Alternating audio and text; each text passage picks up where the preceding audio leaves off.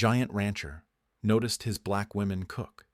Hiding Bruises, what he did next, shocked the whole town. The trembling girl yanked her sleeves down as the giant cowboy froze in the cookhouse doorway. His eyes locked on the purple marks she couldn't quite conceal. The townspeople saw her as nothing, another freed slave destined to scrub pots until death claimed her in silence. They assumed she'd fade into the prairie dust, forgotten and unremarked, just another invisible soul keeping their world running. But the mountain of a man who owned the largest ranch in 3 counties began watching her with different eyes.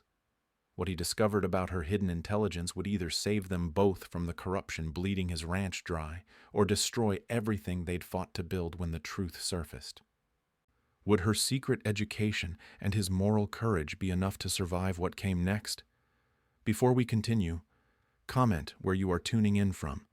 Perhaps we will publish a story there. Dawn crept across the Texas plains like spilled honey, slow and golden.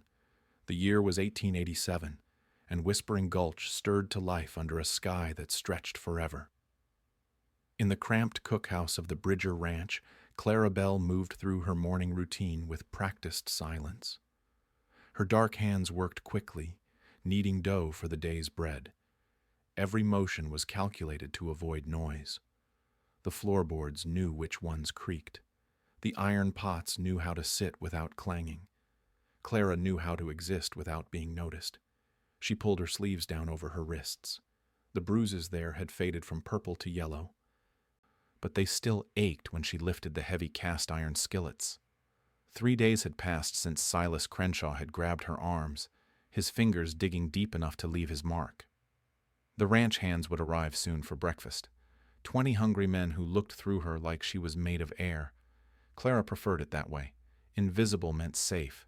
Invisible meant surviving another day. Footsteps approached the cookhouse, heavy boots on wooden steps. Clara's shoulders tensed. Too early for the hands, too heavy for the supply wagon. The door opened with a groan of hinges that needed oil. Ezekiel Bridger ducked through the doorway, his massive frame filling the entrance. At 6 feet 8 inches, he had to bend his head in most buildings. The ranch hands called him Big Zeke behind his back, though never with malice. Clara kept her eyes on the dough. She offered a small nod of acknowledgement. "Morning, Miss Clara." "Morning, Mr. Bridger." Zeke moved to the coffee pot, his movements careful and deliberate. Everything about him seemed oversized for the world he occupied. His hands dwarfed the tin cup he selected from the shelf. The townspeople of Whispering Gulch had opinions about Ezekiel Bridger. He had inherited the largest ranch in 3 counties when his father died 5 years ago. Most folks figured he was lucky to have Silas Crenshaw running the day-to-day operations. Big Zeke could rope a steer and mend a fence, but numbers and planning were beyond him. At least, that was the general consensus at the saloon. Clara slid a plate of fresh biscuits onto the table without being asked. Zeke nodded his thanks and settled into the wooden chair that groaned under his weight. She returned to her work, aware of his presence, but not acknowledging it. The morning routine had developed over months. He came early for coffee and quiet. She provided both without conversation. The peaceful silence shattered when boots stomped up the cookhouse steps. Silas Crenshaw pushed through the door without knocking. His narrow face was already twisted with irritation, and the day had barely begun. "Clara, where's my breakfast? I told you yesterday I wanted eggs with my biscuits." Clara's hand stilled on the dough. She had prepared eggs. They sat warming on the back of the stove, exactly as he had requested. "They're ready, Mr. Crenshaw. Just keeping warm for you. Don't give me excuses. When I want something, I want it ready." Silas moved to the stove and lifted the pan of eggs. He examined them with exaggerated disgust. "These are overcooked. Look at them, hard as leather."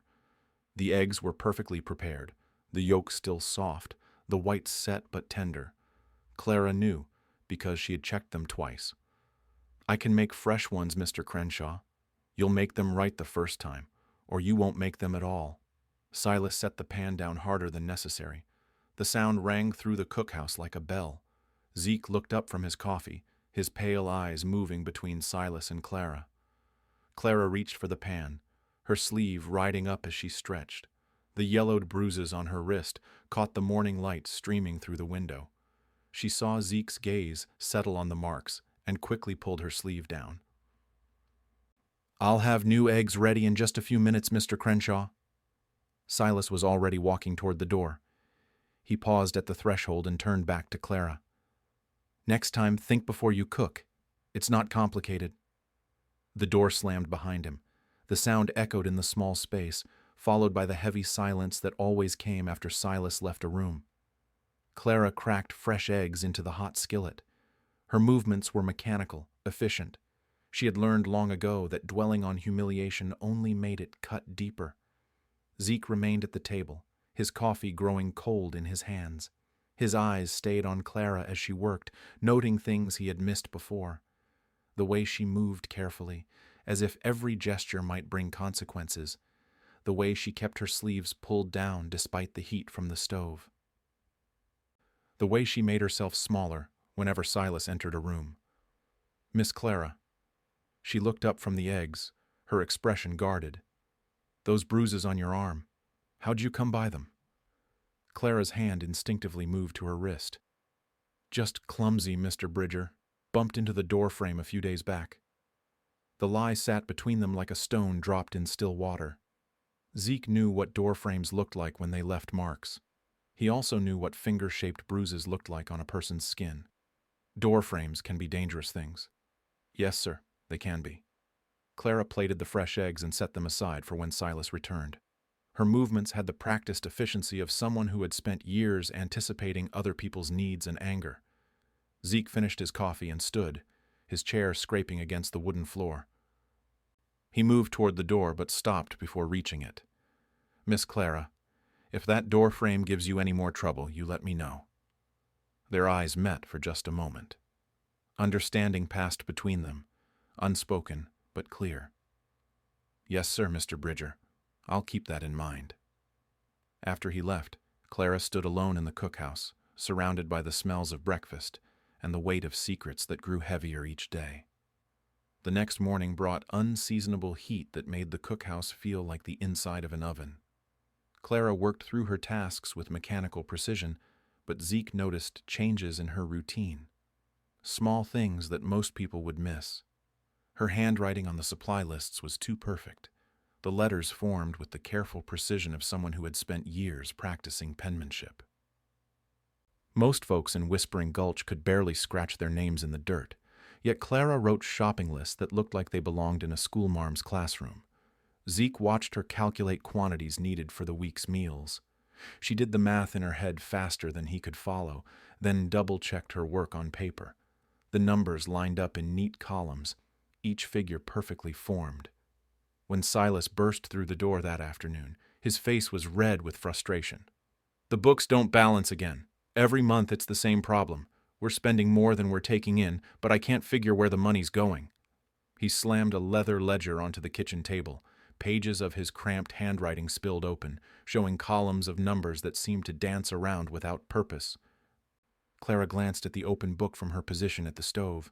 Her eyes moved across the figures with the speed of someone reading familiar text. "Maybe I could take a look, Mr. Crenshaw. Sometimes fresh eyes help." Silas laughed, a harsh sound without humor. "You think you can solve what I can't? I've been managing ranch finances for 5 years. But desperation made him reconsider. He pushed the ledger toward Clara with exaggerated ceremony. "Go ahead. Show me what this brilliant mind of yours can do." Clara wiped her hands on her apron and approached the table. She studied the pages for less than a minute before picking up the pencil. Her corrections were swift and precise.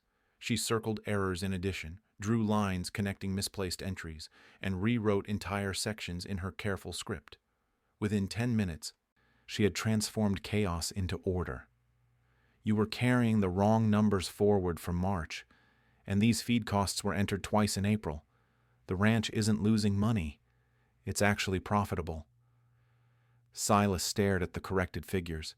His face cycled through disbelief, embarrassment, and finally anger. Lucky guess. Anyone can move numbers around. But Zeke had been watching the entire time. He saw how Clara's eyes moved across the page, identifying problems faster than most people could read. He saw the confidence in her corrections, the certainty of someone who understood exactly what she was doing. After Silas left with his corrected ledger, Zeke remained at the table. Clara returned to her cooking, but the air between them had changed. "Where'd you learn to work with numbers like that?" Clara's stirring slowed. "Just picked it up over the years, Mr. Bridger." That wasn't picking things up. That was education. The word hung between them like smoke. Education was a luxury reserved for the wealthy, the privileged, the white. It wasn't something that people expected from a former slave working as a ranch cook. Clara set down her wooden spoon. Her decision to speak felt like stepping off a cliff. "Before the war, I worked in the big house, the master's daughter, Miss Elizabeth. She was lonely. Her governess taught both of us to read and write. We'd have lessons together in secret." The words came slowly, as if she was testing each one before releasing it. "After emancipation, I kept learning. Found books people threw away, newspapers left behind in towns. Taught myself mathematics from a primer I bought with saved pennies." Zeke absorbed this information without judgment. In his world, practical knowledge mattered more than its source. "You've been helping with the books all along, haven't you?" Clara nodded. "Mr. Crenshaw's arithmetic has problems. I've been fixing his mistakes when he's not around, making sure the numbers work. Didn't want to cause trouble by speaking up." The confession opened a door that neither of them could close. Zeke understood now why his ranch had remained profitable despite Silas's confident claims of financial struggle. Clara had been quietly saving his business while hiding her own capabilities. "Show me everything." Clara led him to a loose floorboard near her bed. Underneath lay a collection of papers wrapped in oiled cloth. Her real records.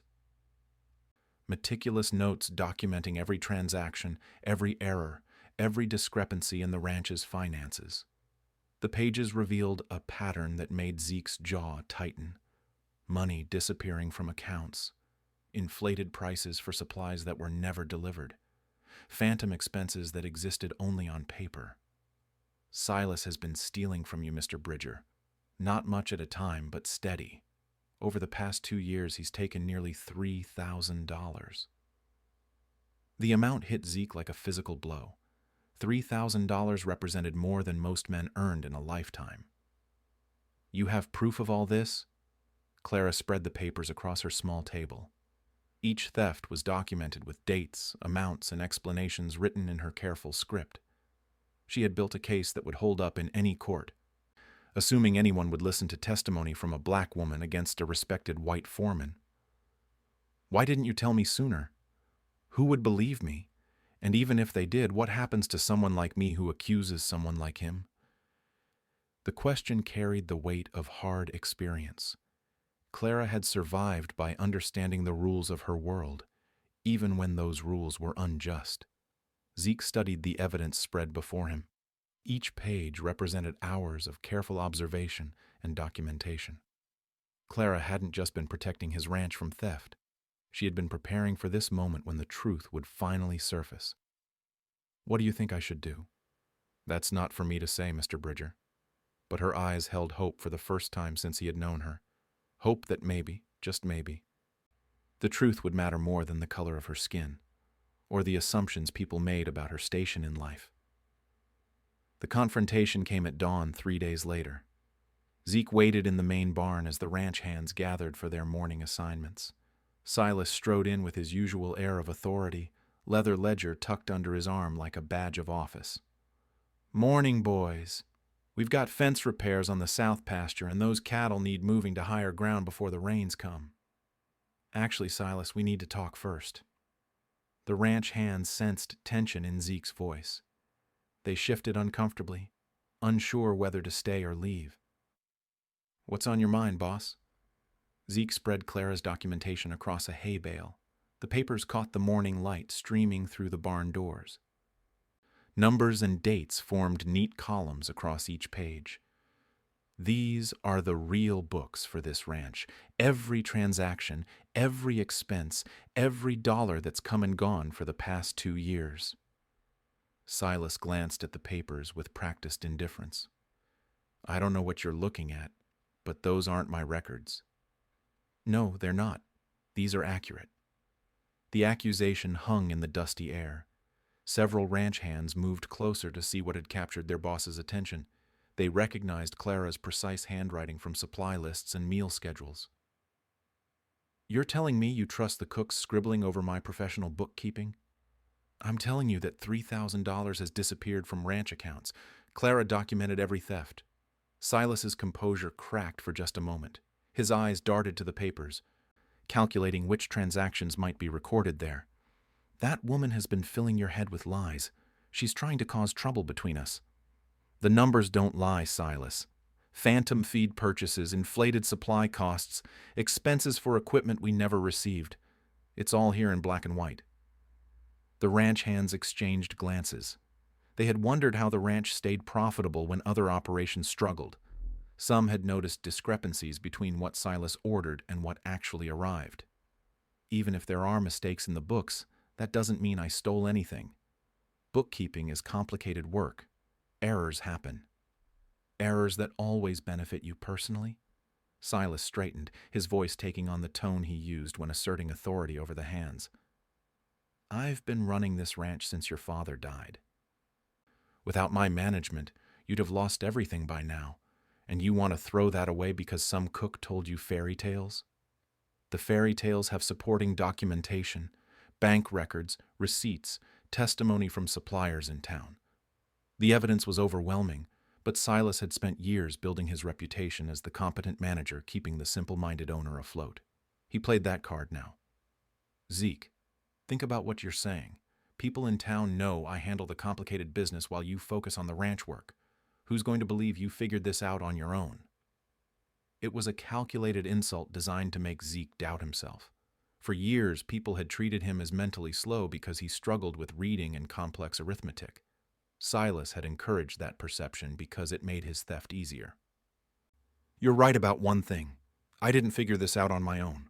Clara did, and now I'm making some changes. Zeke's voice carried a certainty that surprised everyone present, including himself. You're fired, Silas. Pack your things and get off my property. The words hit like a physical blow.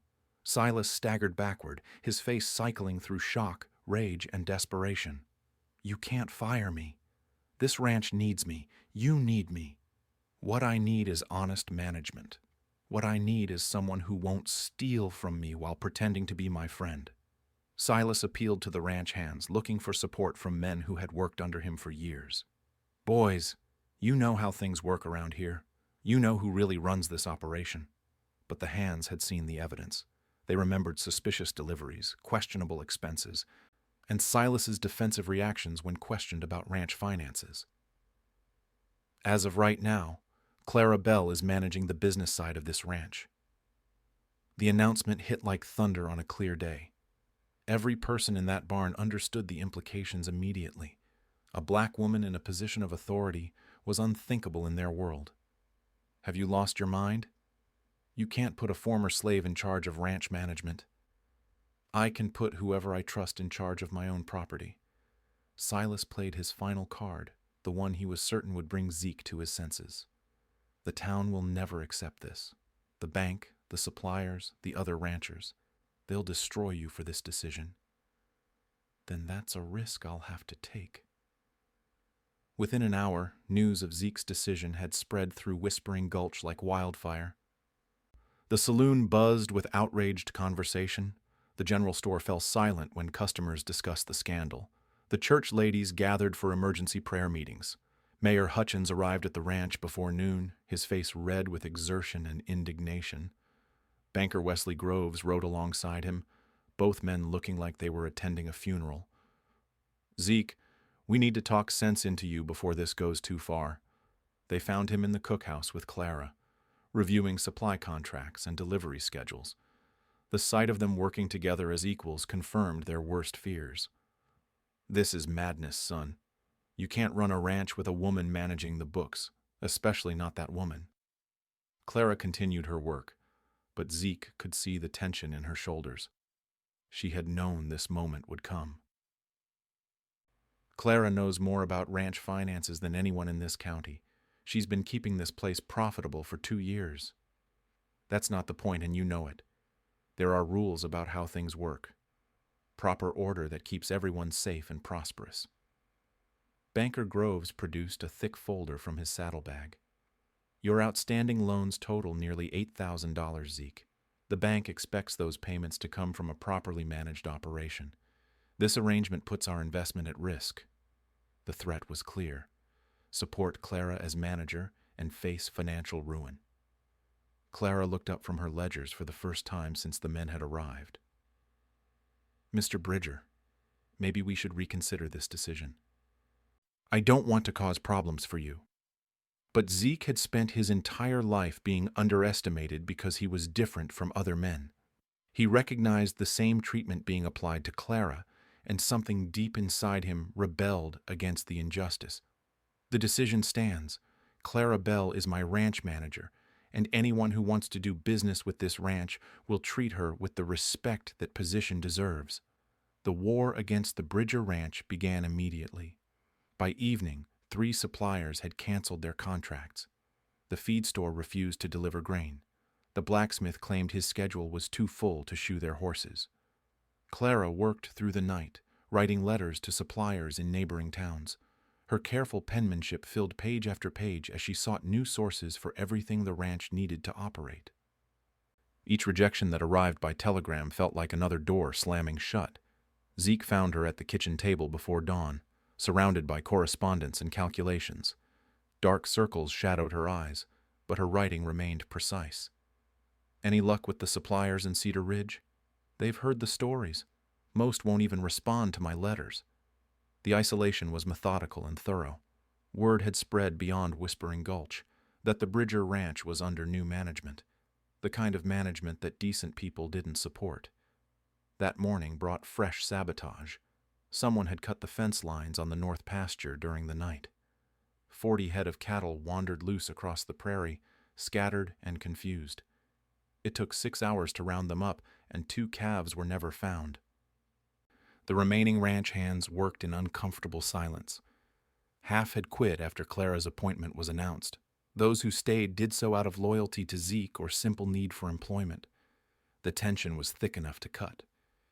During lunch, Clara noticed suspicious glances between Tom Morrison and Jake Fisher, 2 hands who had worked closely with Silas. They whispered among themselves and fell silent when she approached. That afternoon, the bank made its move.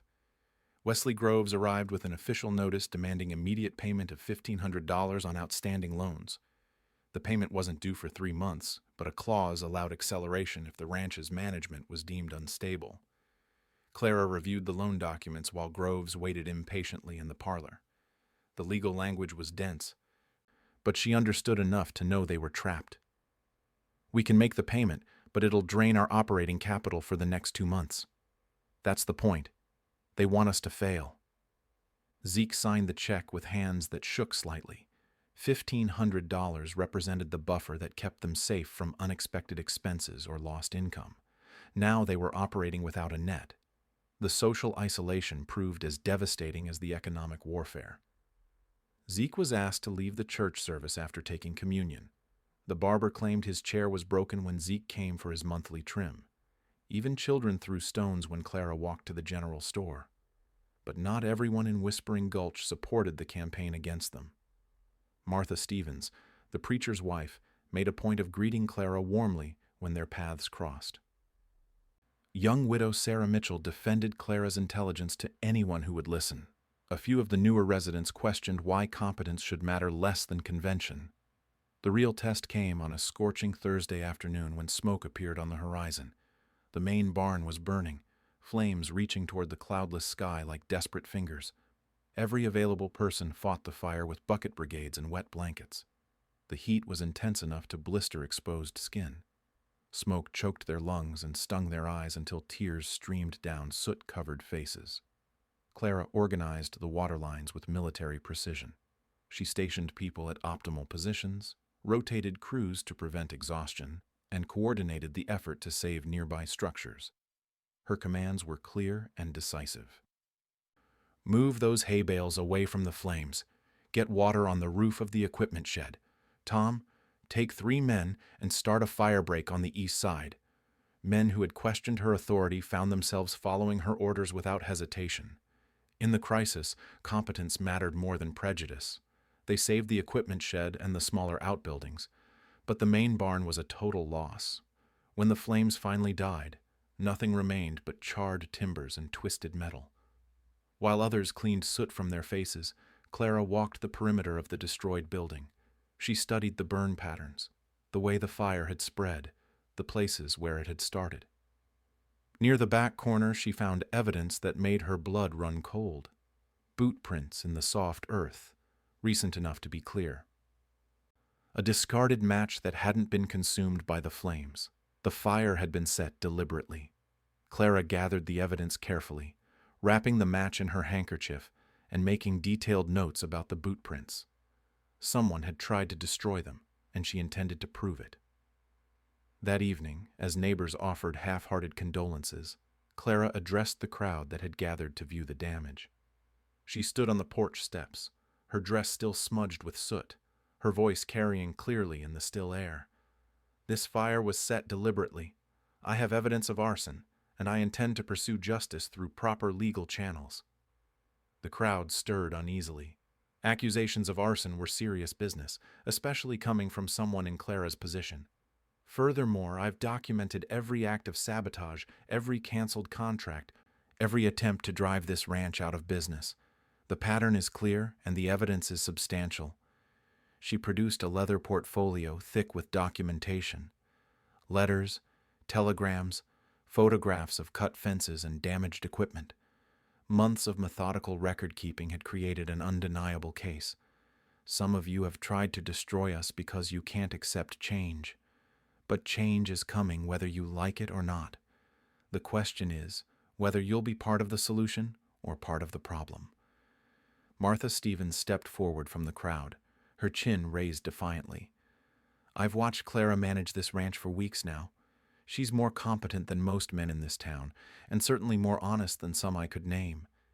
Sarah Mitchell joined her, then old Henry Cooper, who ran the livery stable.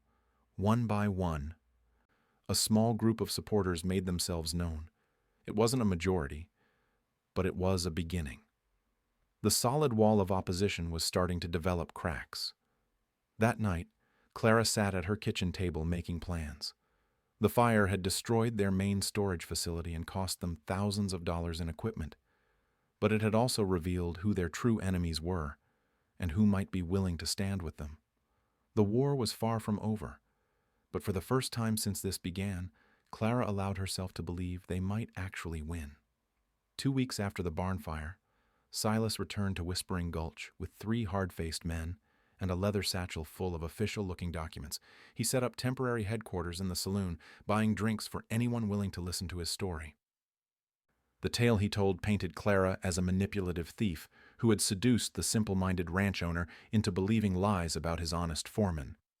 According to Silas, she had been embezzling money for months and needed a scapegoat when discovery seemed inevitable. Mayor Hutchins and Banker Groves listened with grave expressions, nodding at appropriate moments. The story fit their worldview perfectly. It explained everything in terms they could accept. I've been in contact with the territorial authorities, Silas announced to the gathered crowd. They've authorized me to recover stolen property and restore proper management to the Bridger Ranch. He produced documents that looked impressively official. Seals and signatures covered the pages in elaborate detail. Most of the men in the saloon couldn't read well enough to question the contents. All I want is a peaceful resolution.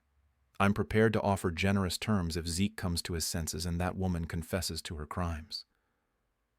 The offer sounded reasonable to people who wanted this embarrassing situation to end quietly.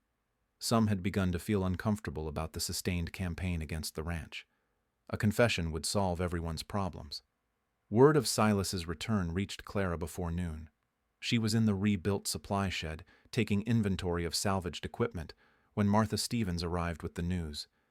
He's got papers claiming legal authority to seize ranch assets. Says you've been stealing money and manipulating Mr. Bridger. Clara set down her clipboard and considered this development. She had expected Silas to return eventually, but the legal documentation was a complication she hadn't anticipated. What kind of papers? Official seals? Territorial letterhead? Most folks can't read them, but they look legitimate. Clara walked to the main house where Zeke was reviewing insurance claims for the barn fire. His reading had improved dramatically over recent weeks, but complex legal language still challenged him. Silas is back with documents claiming authority to take over ranch operations. He wants a meeting to discuss terms. Zeke looked up from the insurance forms, his jaw tightening. What kind of terms? The kind where I confess to crimes I didn't commit, and you hand over control of your own property. They both understood what acceptance would mean. Clara would face criminal charges and probable prison time. Zeke would lose his ranch to pay fabricated debts and court costs. We need legal advice. Clara had been thinking the same thing, but lawyers cost money they didn't have, and most would be reluctant to represent them against such serious accusations. Martha mentioned something interesting. Her brother Samuel is a circuit judge based in Austin. He's scheduled to pass through the county next month. That's too long to wait if Silas has legal authority now.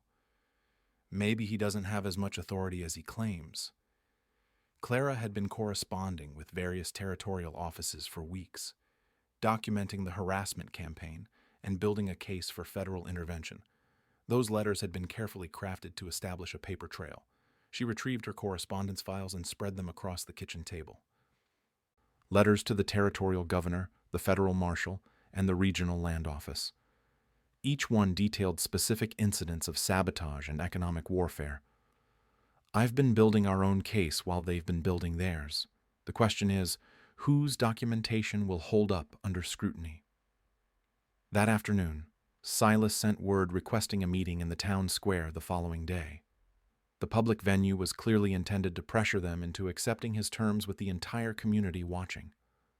Clara spent the evening reviewing every piece of evidence she had collected.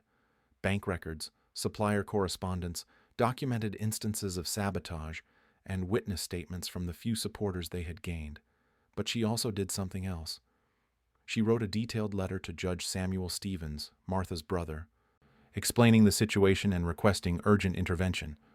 The letter included copies of all relevant documentation and a formal complaint about corruption in local government. Martha agreed to deliver the letter personally, riding through the night to reach Austin before Silas's public meeting could take place. It was a desperate gamble, but their options were limited. The next morning, most of Whispering Gulch gathered in the town square. Merchants closed their shops early to witness what many assumed would be Clara's public humiliation and confession. Silas had arranged the scene carefully. A table with his official documents prominently displayed. The three hard-faced men positioned nearby as silent enforcement. Mayor Hutchins and Banker Groves flanked him like supporting witnesses.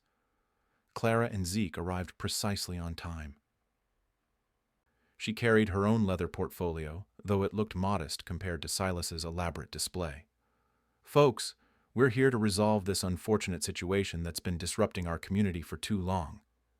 Silas's voice carried the authority of someone accustomed to being believed without question. I'm prepared to be generous in my terms. Full confession to financial improprieties, return of stolen funds, and immediate departure from the county. In exchange, I won't pursue criminal charges. The offer drew murmurs of approval from parts of the crowd. It seemed reasonable, merciful even. Clara stepped forward, her voice steady and clear. Before we discuss confessions, perhaps we should examine the evidence for these accusations. She opened her portfolio and began laying out documents in neat rows. Bank statements, correspondence with suppliers, detailed financial records covering 2 years of ranch operations. These records show systematic theft by the former foreman, not the current management. Every transaction is documented with supporting evidence. Silas waved dismissively at her display. Anyone can fabricate records to support false accusations. That's exactly what a guilty person would do. But Clara had prepared for this response. She produced letters from banks in 3 different towns, confirming account balances and transaction histories, independent verification that her records were accurate. These confirmations were requested weeks ago through official channels. They prove the ranch's financial position and the accuracy of our documentation. The crowd began to shift uncomfortably. Clara's evidence was more comprehensive than many had expected from someone they viewed as barely literate.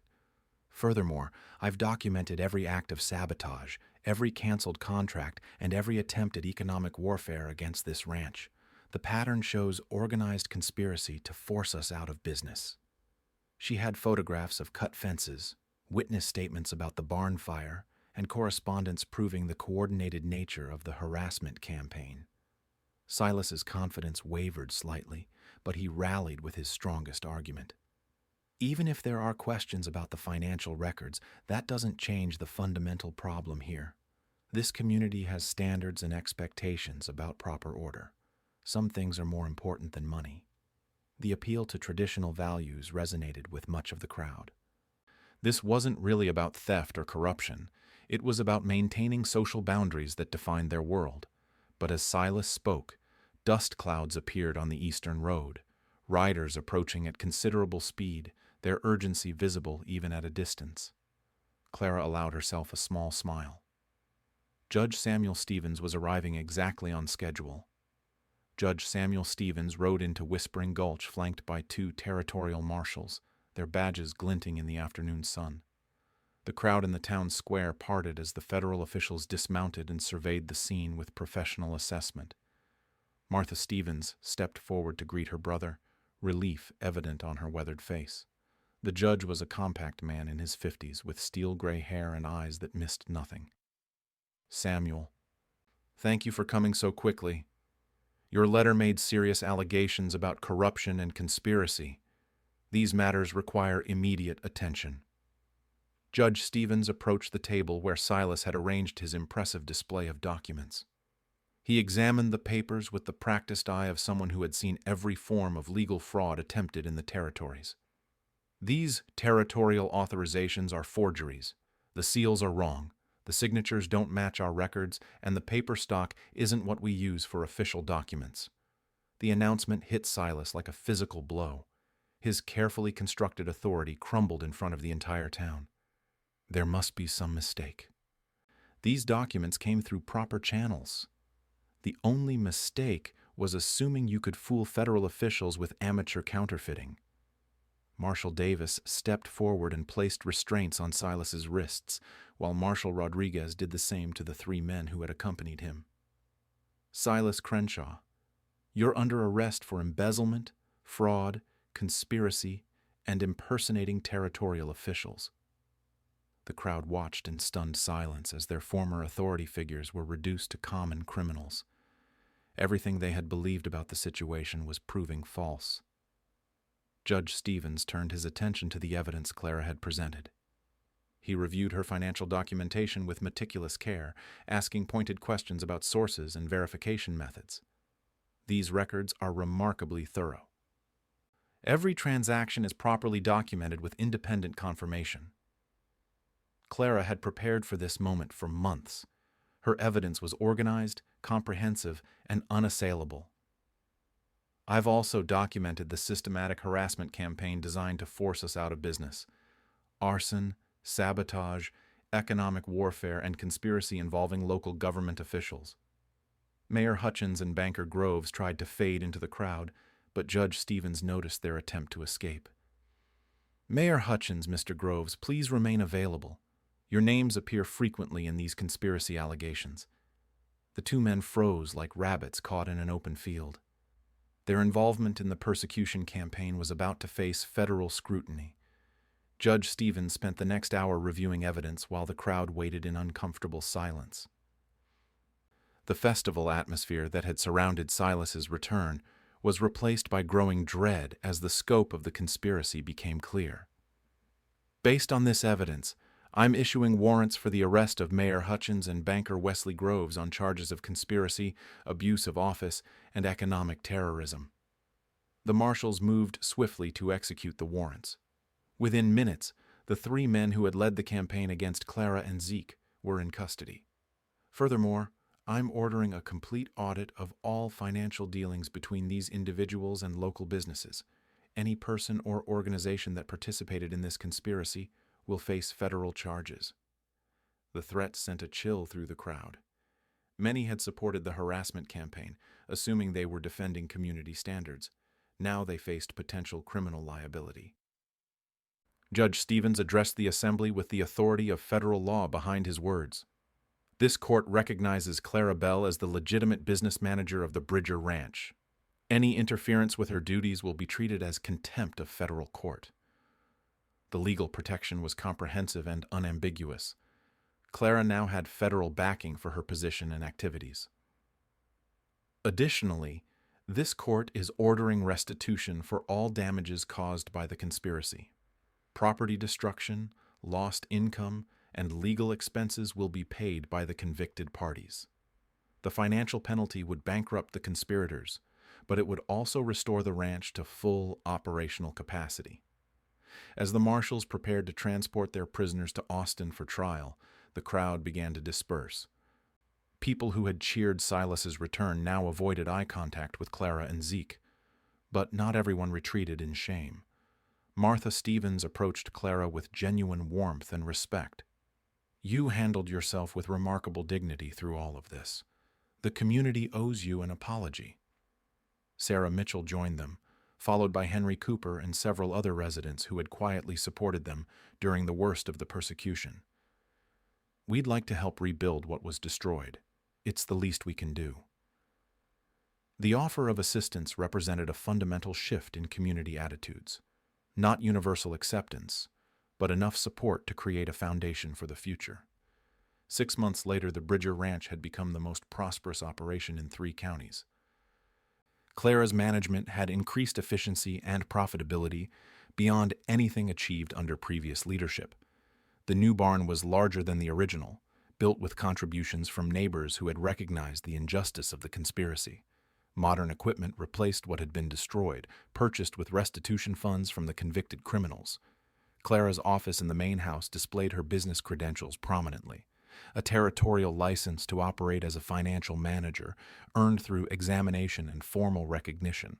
Letters of recommendation from satisfied clients who had hired her to manage their operations. Zeke had learned to read fluently under Clara's patient instruction. He now handled correspondence personally and participated actively in business decisions.